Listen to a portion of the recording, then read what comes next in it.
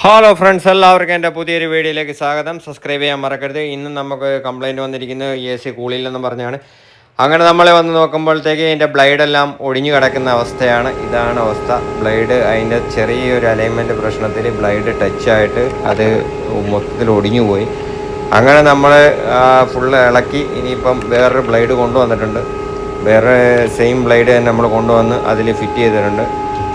അതിന് ഫിറ്റ് ചെയ്തതിന് ശേഷം നമുക്ക് സൈഡെല്ലാം ടച്ച് ആവുന്നുണ്ടോയെന്ന് നോക്കണം. ടച്ച് ആവുന്നുണ്ടോ എന്ന് നോക്കിയതിന് ശേഷം മാത്രമേ നമുക്ക് അതിൻ്റെ ഗ്രില്ല് ടൈറ്റ് ചെയ്യാൻ പറ്റത്തുള്ളൂ. കാരണം ടച്ച് ആയി കഴിഞ്ഞാൽ ചെറിയൊരു സൈഡ് ടച്ച് ചെയ്താൽ മതി, ഫുള്ള് ബ്ലേഡ് ഒടിഞ്ഞു പോകാനുള്ള ചാൻസ് ഉണ്ട്.